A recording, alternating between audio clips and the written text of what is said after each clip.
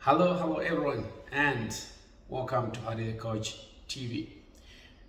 We run a channel which empowers job seekers to land their dream jobs quickly. And how do we do it? Through CV and cover letter writing, personal branding, LinkedIn optimization, interview preparation coaching, and you name it, all types of career coaching that you might want. We customize them according to how you want it. All right. And before we go on further, my name is Adlife Mohamba. I am the managing consultant of ATS Coach. I'm a YouTuber. First things first, I'm a career strategist, published author, and a mentor. So today, I want to talk about something very exciting. Something a lot of job seekers have been asking me to discuss or talk about, which is applicant tracking software. Some you have seen where it is written ATS, which is just an abbreviation for applicant tracking system or applicant tracking software.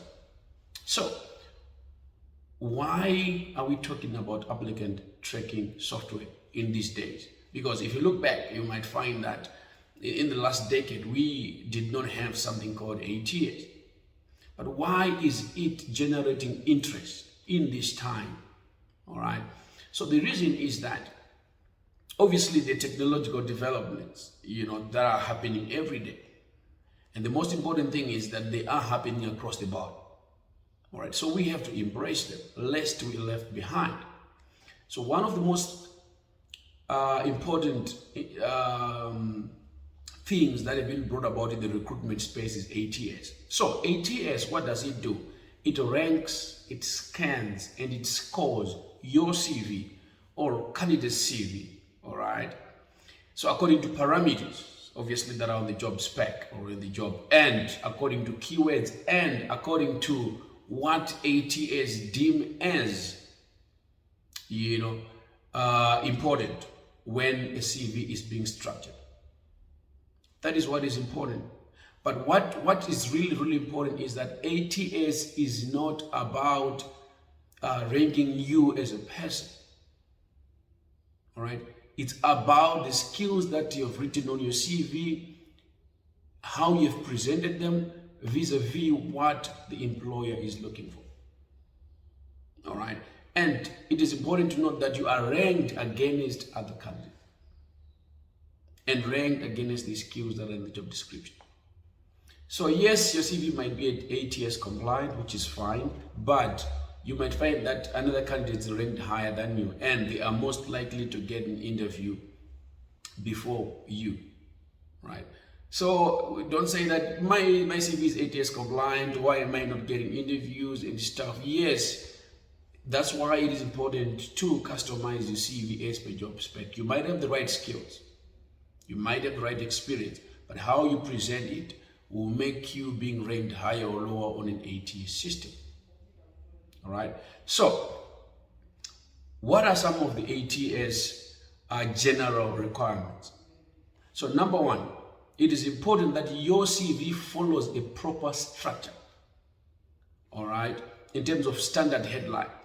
We want a lot of people, tend to be very stylish when they're preparing a CV. All right, and they put headlines that are not recognized by ATS. What do I mean? So, obviously, there's personal details, and there's no need for you to write personal details because we know that these are personal details. But what is important that they're personal details, there's professional summary, there is your experience, there is obviously your educational qualifications, there is training and development, and there are references, which are four broad areas of what a CV looks like. So if you put on other, headlines that ATS might not recognize, you might not rank higher as much as what you would have wanted. So it's important to follow standard procedures. Number two, your font size and your font type. There are font types that ATS don't recognize. So your Arial, super cool. Other prepare, Garamond, super cool. So you might find that, and obviously you do not have to put a font size that is below 10. Okay. it might not be recognized by an ATS system. Another thing is that PDFs, some they are not very intelligent to read PDFs. So unless stated otherwise, send your CV as a Word document and not a PDF. I know that a lot of people will say something not very similar to what I'm saying, but yeah, that is it, because there's no universal ATS system. They are developed by people, by software engineers, and they are developed differently. So it's always good to be safe or to play safe. Some, they do not recognize links, all right? So it is very, very important that when you're doing your CV, you should not put links. And normally we find links on your LinkedIn URL. We find your links on your email. So it's very, very important. So when I'm talking about links, sorry, hyperlinks. Yeah, not just links, but hyperlinks. Okay. So it's very, very important when we're talking about ATS. So how do I make sure that my CV stand out or my CV gets ranked higher on an ATS system? Number one, proofread your CV so that it has no errors. It is important that you proofread. It's important that you give the next person to proofread it so that there are no spelling errors. Because if there are spelling errors, you will not be ranked high on an ATS system. Very, very important and very, very key. Number two, it is very, very important that you do not put tables.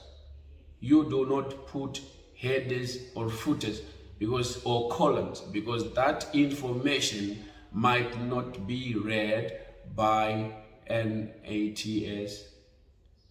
All right. I wanted to say ATS system, but it's just an ATS because ATS is for applicant tracking safety software or system. So do not put those things. Do away with them. Another thing is that, yes, we are saying you need to customize your CV as per the job spec, but it's very, very important that you do not copy and paste what is on the job spec and put it on the CV, because that's an ATS violation. You need to customize. You need to know how and where you can tweak your CV so that it becomes ATS compliant, and in the same sense, you do not violate ATS system requirements. Okay, so very, very important, very, very key. So in terms of ATS, there you have it. We can talk about ATS about it for a day, but what is important, those are the key things that we talk about when we talk about ATS system. So you need to move away lastly from just taking a template from from the internet and just put your information there and stuff. Know if the template is ATS compliant. What I would normally do is that I will use plain template, black and white, clean and clear, and no tables, no funny graphics and stuff. I know other people want to express themselves on a CV using graphics and stuff, which is nice to see on the CV, but I always say to my clients, content is better than style. All right. So I've talked about ATS in depth in this book. All right. In this book which I wrote, and this book is called Hired. All right. So I've talked about ATS in depth, and yeah. So if you want to purchase this book, you can actually comment on this video below, or you can contact us on info@hardthecoach.com so that we can find ways we can career the book to where you are.